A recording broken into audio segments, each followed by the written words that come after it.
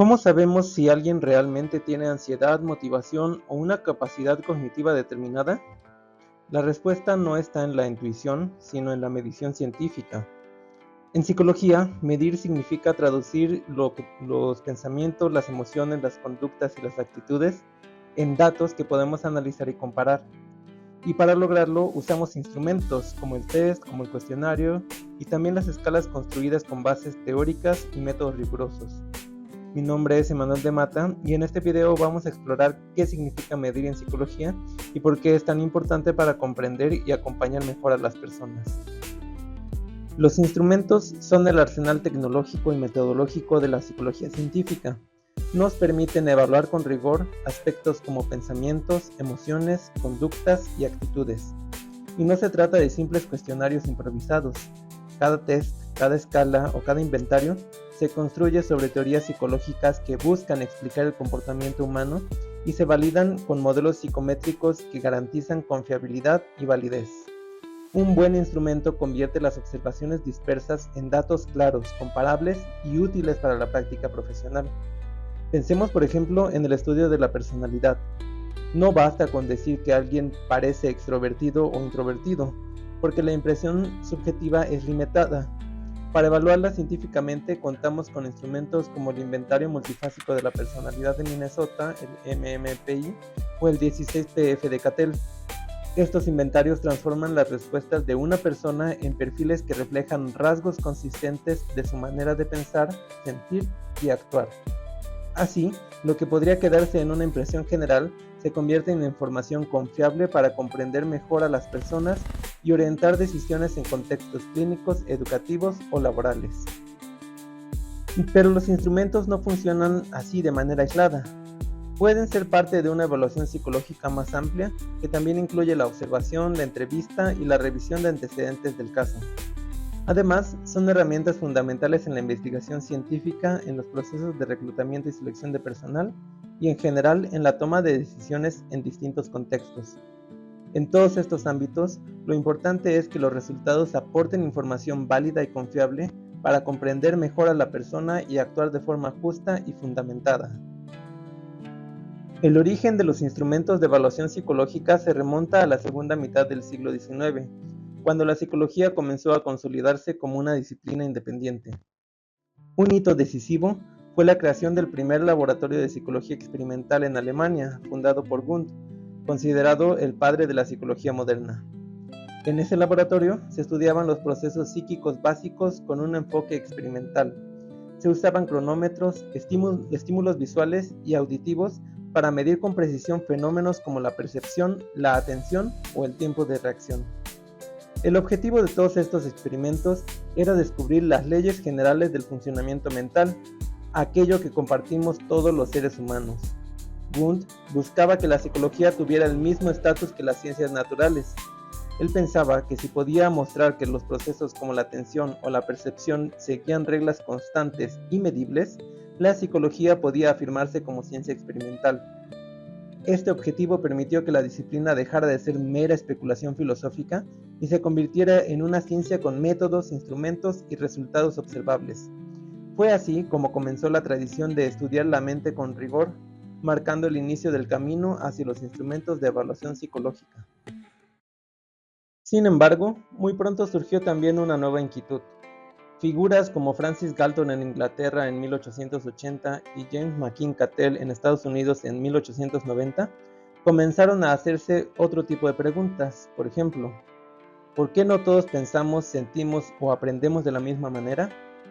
Esa pregunta los llevó a diseñar procedimientos de medición para cuantificar las diferencias individuales.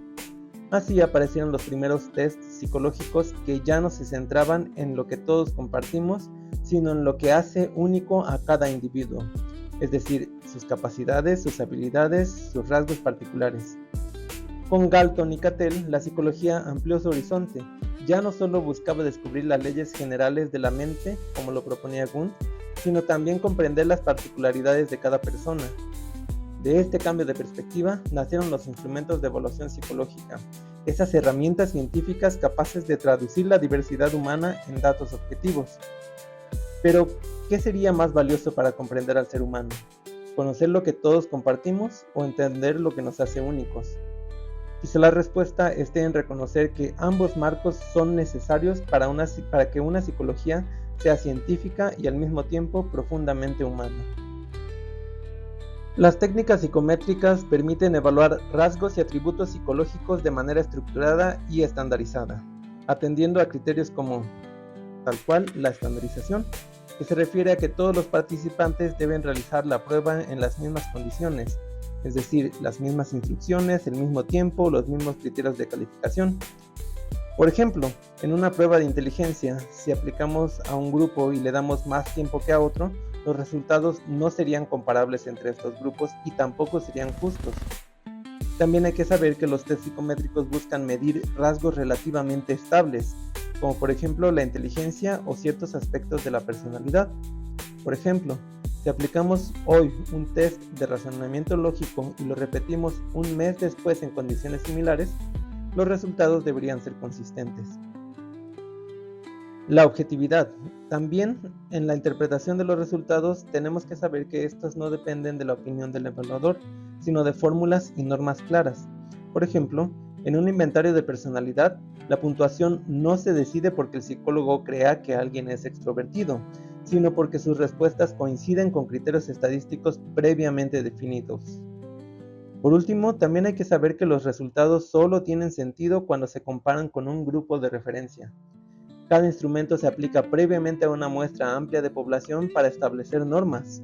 Por ejemplo, cuando un niño obtiene 25 puntos en una prueba de memoria, este número aislado no me dice nada, pero al compararlo con la norma de su edad, descubrimos si está en el rango esperado o por debajo o por encima de este rango. De esta manera, lo que comenzó como experimentos pioneros para medir diferencias individuales se transformó con la psicometría en un sistema científico capaz de traducir lo intangible en datos objetivos y comparables. Pero la psicología también se interesa en aquellos aspectos que no siempre se captan con números o con escalas, como por ejemplo los deseos ocultos, los miedos, los conflictos internos. Ahí es donde entran en juego las técnicas proyectivas. Estas técnicas parten de la idea tomada del psicoanálisis de Freud de que las personas proyectan en estímulos externos sus pensamientos o emociones difíciles de expresar. Frente a imágenes ambiguas o frases incompletas, las respuestas revelan procesos internos y aspectos de la personalidad. Este tipo de técnicas pueden ser estructurales, como este test donde se muestran manchas de tinta sin forma definida y se pide al sujeto que diga qué es lo que ve. También pueden ser técnicas relacionadas con algo temático, como el test de apercepción temática, donde se presentan escenas ambiguas y la persona inventa una historia. Existen también otros recursos como el dibujo de la figura humana, una técnica expresiva, también técnicas constructivas como el juego de construir casas de Aberasturi y algunas asociativas como la de frases incompletas. Estas técnicas tienen un valor particular. Permiten explorar zonas de la personalidad que difícilmente emergen en entrevistas o en cuestionarios estructurados. Son muy utilizadas en contextos clínicos donde el objetivo no es solamente medir, sino comprender también la dinámica psicológica de la persona. Sin embargo, también han recibido críticas especialmente porque es más difícil garantizar su confiabilidad y su validez.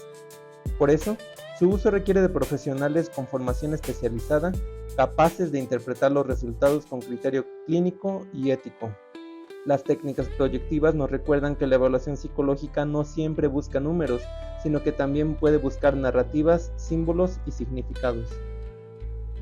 Hasta ahora hemos visto dos grandes enfoques: los test psicométricos, que buscan objetividad y comparaciones normativas, y las técnicas proyectivas, que exploran lo inconsciente. Pero la realidad es que en psicología no existe un único tipo de test. Los instrumentos son muy variados y se adaptan a diferentes propósitos. Un test psicológico puede ser una simple hoja de papel con preguntas o láminas ambiguas que invitan a contar historias, y para entender mejor esta diversidad podemos clasificarlos de varias maneras. Por ejemplo, por la forma de aplicación. Algunos tests son individuales, aplicados de uno en uno, y esto permite observar en detalle las reacciones de las personas. Otros son más bien colectivos y están diseñados para grupos grandes, algo que es muy útil en educación o en la selección de personal. También los podemos clasificar por el tipo de medición.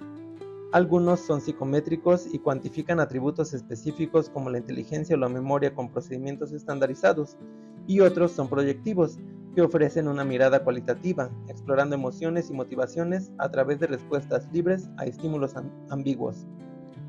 También podemos clasificarlos por el contenido o la conducta que se está midiendo. Aquí vamos a encontrar categorías clásicas como los test de inteligencia, que evalúan las capacidades cognitivas generales, los de personalidad, que miden rasgos y estilos de comportamiento, los de aptitudes, que analizan habilidades específicas como la verbal o la espacial, y también los emocionales, como los de la ansiedad o la depresión, que se enfocan en estados afectivos. Por último, podemos también clasificarlos por el tipo de material que están utilizando.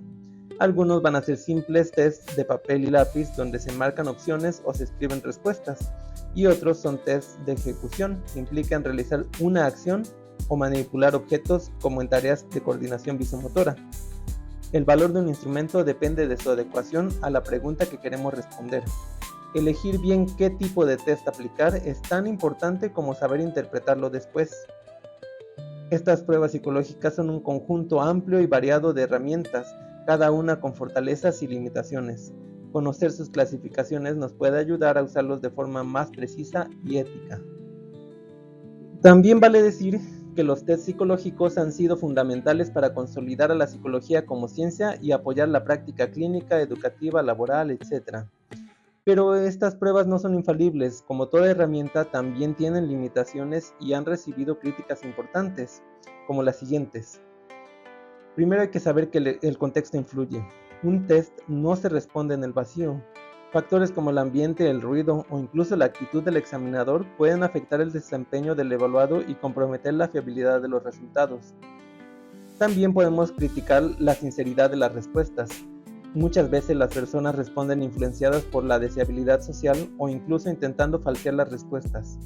Esto puede distorsionar la validez de un instrumento. Hay que tomar en cuenta la cuestión cultural. La mayoría de los tests se desarrollan en contextos culturales específicos. Aplicarlos sin adaptar sus normas a otras poblaciones puede llevar a interpretaciones erróneas o injustas. También hay que ver los patrones de respuesta, porque algunas personas tienden a contestar de forma rutinaria, por ejemplo, marcando siempre la opción intermedia. Esto limita la precisión de los resultados. Hay que tomar en cuenta también una crítica social, porque se ha señalado que los tests pueden reforzar normas sociales o culturales dominantes, dejando poco espacio para la diversidad de experiencias humanas. Todo esto nos recuerda que los tests no son fines en sí mismos, sino medios que deben usarse con responsabilidad. La interpretación de sus resultados siempre debe hacerse en un contexto más amplio, considerando la historia personal, el entorno social y la cultura y la ética profesional. Los instrumentos de medición han sido claves para el desarrollo de nuestra disciplina, pero su valor real no está solo en las puntuaciones que generan, sino en lo que nos permiten comprender de cada persona. La evaluación no termina en aplicar un instrumento, requiere también de la interpretación, el contexto y sobre todo de una sensibilidad ética, porque de esos resultados pueden depender decisiones que transformen vidas. Quizá ahí está el mayor reto de nuestra ciencia, usar los instrumentos no para reducir a alguien a un número, sino para abrir caminos hacia una comprensión más profunda y humana. Y aquí vale la pena preguntarnos lo siguiente: ¿hasta dónde un test refleja quién es una persona y hasta dónde necesitamos complementarlo con otras miradas? Responde por favor en los comentarios. Nos vemos en el próximo video.